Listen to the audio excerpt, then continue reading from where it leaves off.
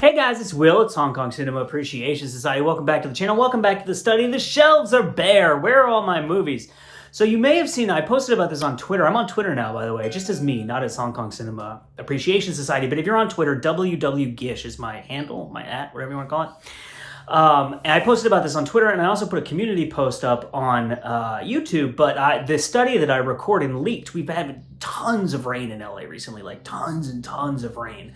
And so the roof of the study leaked, and I had to get all the movies out. And luckily, I don't think anything was damaged.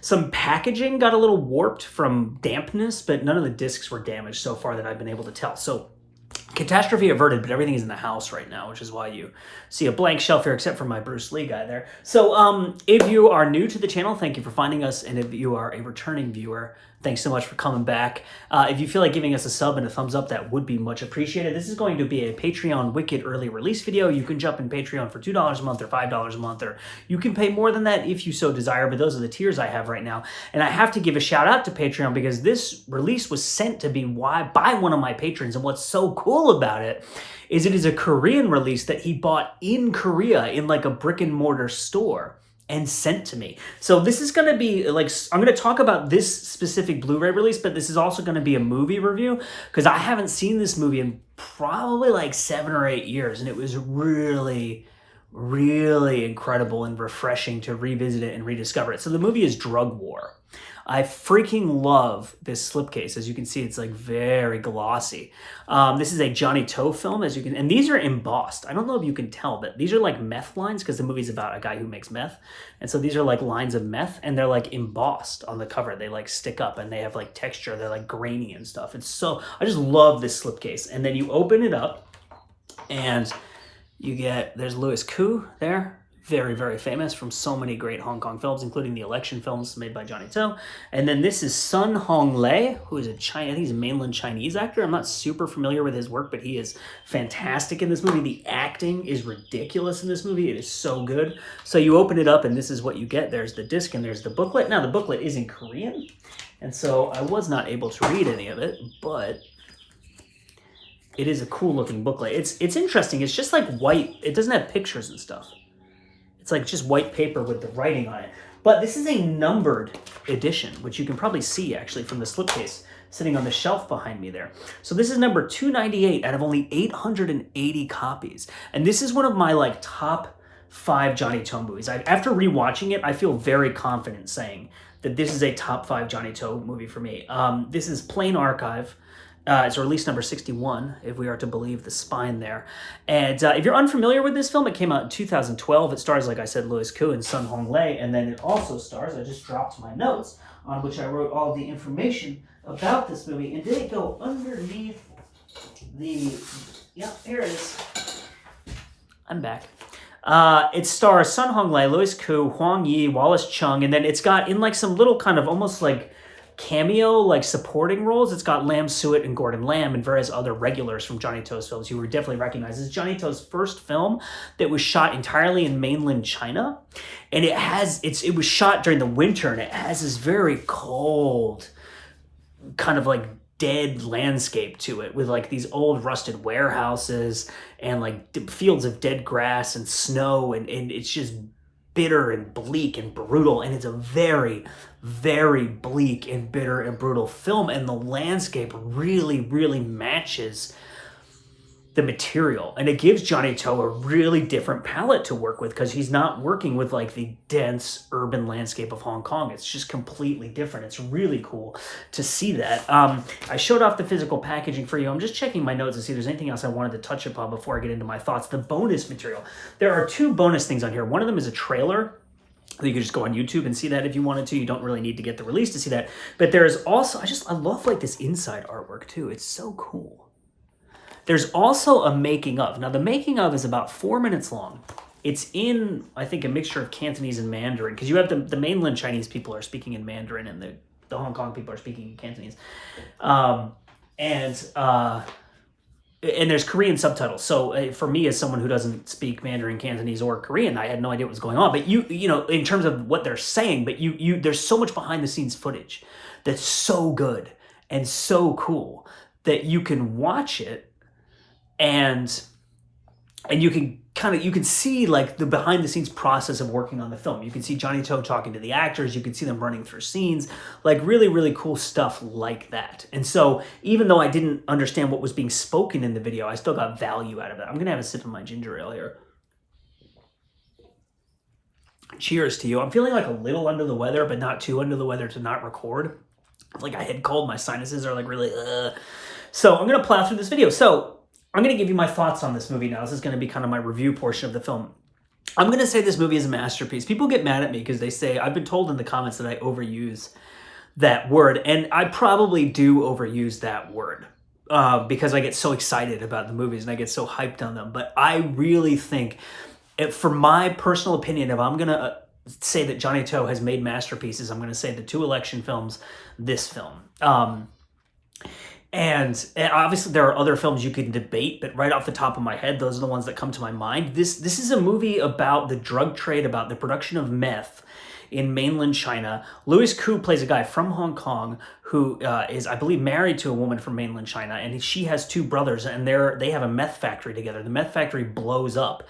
His wife and his brothers-in-law die. He gets like this huge inhalation of the drugs, and he's driving away from the factory, like overdosing, like puking everywhere and stuff, and he crashes his car, taken to the hospital. There's a team of anti-drug police officers already in the hospital related to a separate case.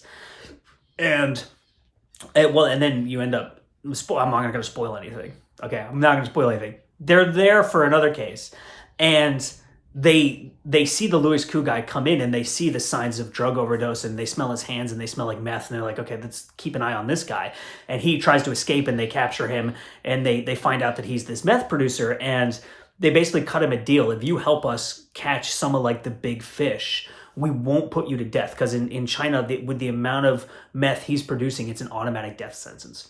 The way that they show China is so interesting. I think there's no way you could make this movie now. It's shown as like this surveillance state where there's cameras everywhere and there's police presence everywhere, and everyone is kind of always being watched, and there's like these undercover cops working in normal jobs, like taking video of people, like trying to put together cases, and like it really seems like this like really intense, almost Orwellian place.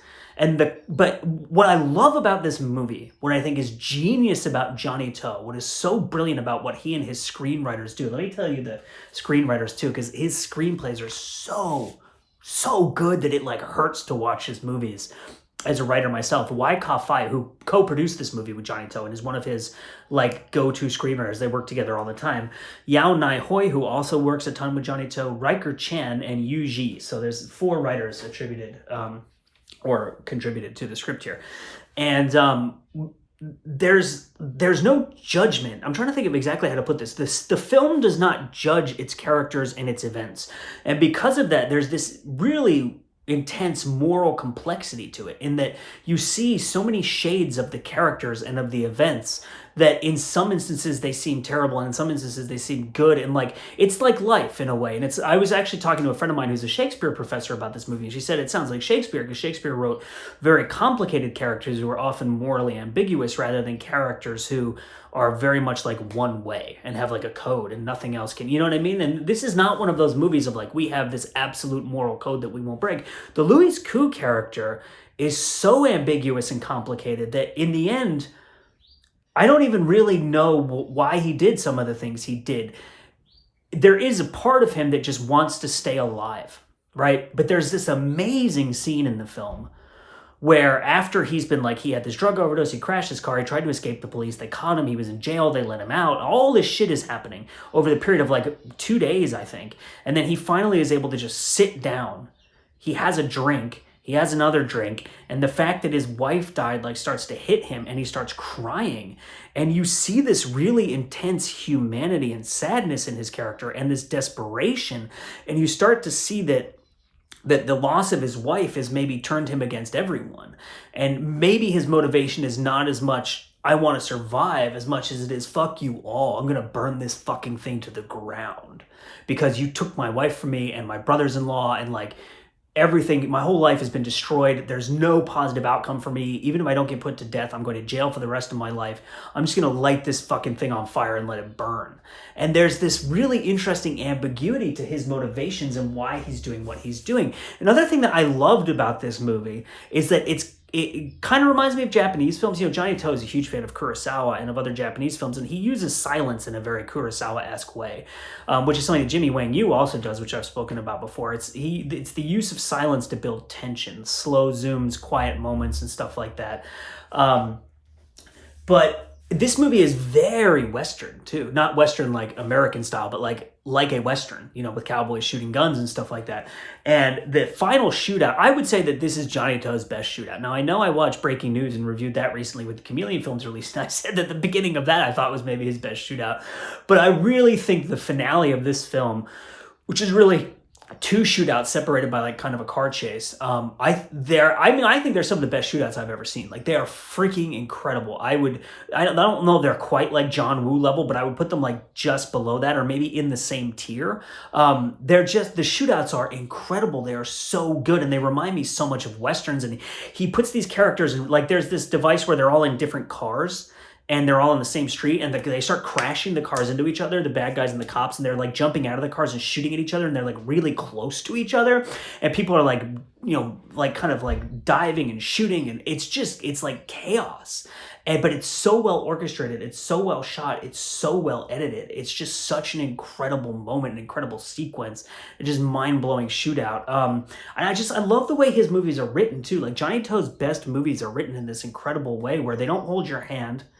And there are long stretches without a ton of dialogue, or you're just watching and there's this mounting kind of tension and you don't know what to expect because there's no character being like, we're going to go and do this next. It's just like, you're like living in the moment with them. And it creates this tension that is just so well done. And I just want to look at my notes to see if there's anything. I mean, just, you know, the bleakness of this film, I mentioned this before, like, it almost seems like the point of this film is it's a zero-sum game. Nobody wins. So many people die in this film. I'm not going to spoil who dies for you, but like, it's a really bleak movie, and you see like these poor, destitute people who are forced to carry, you know, be drug mules, essentially, like to carry the condoms filled with drugs in their bodies. And there's like, this is not a spoiler because it's like such a minor thing, but like one of them ruptures inside one of these guys. He starts like puking blood everywhere, and like you see people crying because they've been arrested and they're being forced to poop out drugs, like sitting in front of a police officer. They know their life is over. They've only done it because they're poor and desperate. Like, everyone is being taken advantage of.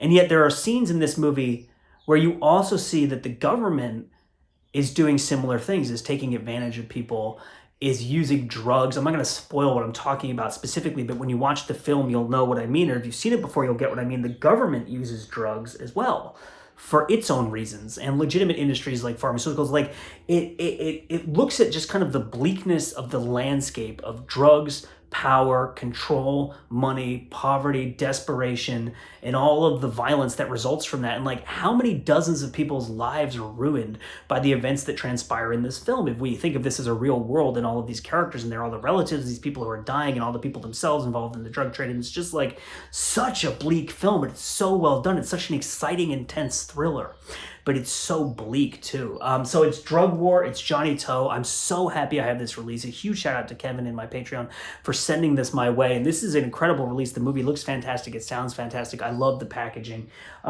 You're watching Hong Kong Cinema Appreciation Society. I thank you so much for watching, and we'll see you next time.